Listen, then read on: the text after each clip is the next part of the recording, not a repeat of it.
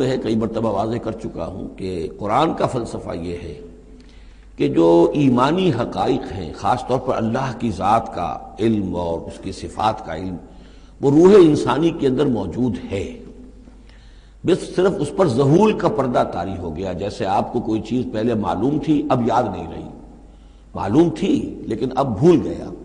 بھولنے کا مطلب کیا ہے کہ وہ آپ کی یادداشت کے ذخیرے میں کہیں نیچی اتر گئی ہے۔ وہ حافظ خانہ جو ہے، ہر انسان کی میموری جو ہے، اب اس کے نہ معلوم کتنے تہ خانے ہیں، ان میں کسی نچلے تہ خانے میں جا کر چھپ گئی ہے، وہ آپ کے شعور کی سطح پر نہیں ہے۔ تو کوئی چیز جس کا اس سے تعلق ہو، وہ اگر سامنے آئے گی تو فوراً وہ چیز یاد آ جائے گی۔ ایک دوست سے سالہ سال ہو گئے ملاقات نہیں ہوئی، کبھی خیال بھی نہیں آیا، بھول گئے آپ اس کو، لیکن اچانک کبھی اس نے کوئی رومال آپ کو دیا تھا، کوئی قلم دیا تھا، آپ نے ٹرنک میں رکھا ہوا تھا، ٹرنک کھولا، وہ قلم یا رومال دکھائی دیا، فوراً دوست یاد آ گیا۔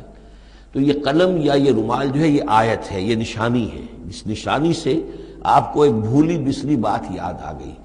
اسی طرح یہ آیات آفاقیہ، آیات انفسیہ، آیات قرآنیہ، یہ آیات ہیں، نشانیاں ہیں یاد دلانے کے لیے، تاکہ اللہ یاد آ جائے۔ حقیقت میں اللہ تعالیٰ کا علم اور اللہ کی معرفت سوئی ہوئی ڈورمنٹ پوزیشن میں، ڈورمنٹ کنڈیشن میں ہماری روح میں موجود ہے۔ تو الذکر، دی ریممبرنس یا دی ریمائنڈنگ، یہ اصل میں وہ چیزیں کہ جو روح انسانی کے اندر موجود ہیں، لیکن جن پر ظہور کے اور نسیان کے پردے پڑ گئے ہیں، ان پردوں کو ہٹا کر تازہ کرنا۔ وَلَقَدْ جَعَلْنَا فِي السَّمَاءِ بُرُوجًا، اور ہم نے آسمان میں برج بنا